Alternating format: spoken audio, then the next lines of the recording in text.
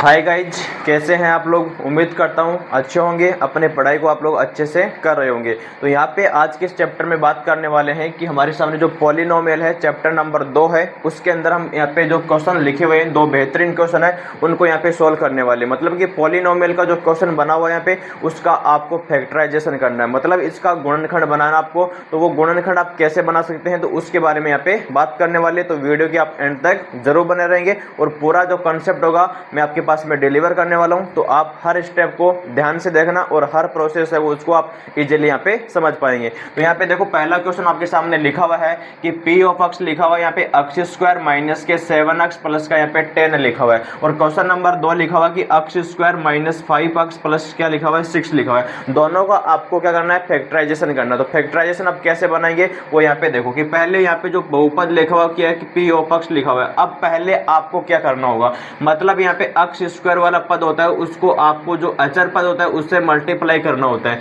तो यहाँ पर क्या बनेगा, 10 एक्स स्क्वायर बनेगा। तो यहाँ पे आप चेक कर लीजिएगा क्या बनेगा, 10 एक्स स्क्वायर बनेगा।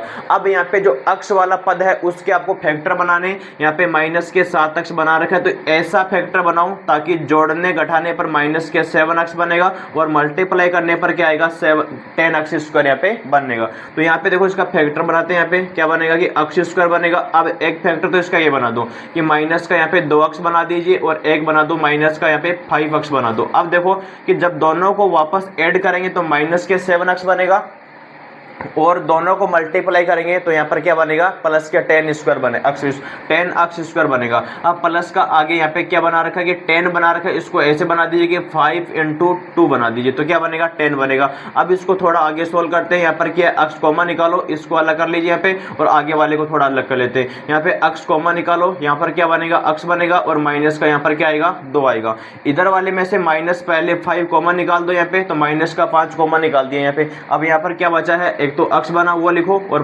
प्लस वाला है यहाँ पे, ये माइनस कॉमा निकालो यहाँ पे तो ये माइनस का बन गया और यहाँ पे आपके सामने क्या बनेगा 2 बन जाएगा। तो यहाँ पे देखो कि अक्स माइनस के 2 इस वाले पद में भी बना रखा है और अक्स माइनस के 2 यहाँ पर भी बना हुआ है। इसको फिर से यहाँ पे कॉमन आउट करो यहाँ पे, तो क्या बनेगा कि अक्स माइनस के 2 बन गया और यहाँ पे पहले अक्स लिखा हुआ उसको बनाइए और माइनस का यहाँ पे 5 लिखा हुआ उसको बना दीजिए। और यहाँ पे आपके सामने पी ऑफ एक्स का गुणनखंड इस प्रकार से आपके सामने बन चुका साथी। तो हमारे सामने यहाँ पे जो बना हुआ है वो क्या है, यहाँ पे गुणनखंड बना है कि यहाँ पे जो क्वेश्चन लिखा हुआ है एक्स स्क्वायर माइनस के 7x प्लस के 10, इस प्रकार से आपको गुणनखंड बनाना है। इतना ही करना आपको कि इसका गुणनखंड बनाना है तो आपको इस वाले क्वेश्चन को यहाँ तक ही सोल्व करना है। अगर आपसे पूछ लिया जाए कि इसके 2 जीरो होंगे, 2 इसके शून्य होंगे, वो भी निकालो, तो क्या करना होगा, इस बहुपद को शून्य बना दो। तो यहाँ पर इसका वैल्यू भी क्या बनाएंगे 0 बनाएंगे और इसका वैल्यू भी आप क्या बनाएंगे 0 बनाएंगे। अब ये माइनस के 2 है, आगे बनेगा तो यहाँ पर क्या आएगा x बराबर 2 बनेगा और यहाँ पर क्या बनेगा x माइनस 5 है, इसको भी 0 बनाइए तो यहाँ पर क्या बनेगा x बराबर क्या बनेगा 5 बनेगा।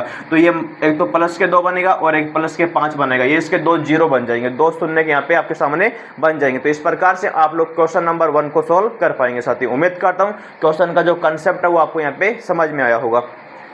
अब यहाँ पे देखिए जो क्वेश्चन नंबर 2 लिखा हुआ है कि पी ऑफ एक्स बराबर क्या लिखा हुआ है, एक्स स्क्वायर माइनस के 5x प्लस के 6 लिखा हुआ है। इसका भी क्या बनाना है, फैक्टराइजेशन बनाना है। तो दोनों ही क्वेश्चन यहाँ पे इंपॉर्टेंट है, दोनों को आप अच्छे समझो यहाँ पे। और ये एग्जाम के अंदर 100% आपको क्वेश्चन मिलेगा कि गुणनखंड बनाइए और उसके शून्य निकालिए। तो यहाँ पे इसको सोल्व करते हैं। देखो कि पहले क्या लिखा हुआ है, ये एक्स स्क्वायर वाला पद है, इसको आप आगे वाले जो अचर पद होता है उससे मल्टीप्लाई कर दो। तो यहाँ पर क्या बनेगा कि 6x स्क्वायर बनेगा, ये वाला पद यहाँ पे बनना चाहिए। अब देखो माइनस के जो 5x बना रहा है इसको आप फैक्टर बनाइए ताकि इनको गुणा करें तो क्या बनेगा 6x स्क्वायर बनेगा, जोड़ने घटाने पर माइनस के 5x बनेगा यहाँ पे। तो इसका फैक्टर देखो क्या बनेगा, यहाँ पर इसको बनाओ कि पी ऑफ एक्स बना दीजिए, ये बन गया एक्स स्क्वायर, इसको ऐसे बना दोगे, एक तो माइनस के 2x बनाओ और एक माइनस के 3x बनाओ। अब दोनों को जब वापस ऐड कर दो तो माइनस के 5x बनेगा, दोनों को मल्टीप्लाई करेंगे तो यहाँ पर क्या बनेगा 6x स्क्वायर बनेगा। अब यहाँ पे बना रखी 6 है, उसको ऐसे बना दो कि 2 मल्टीप्लाई 3 बना दो,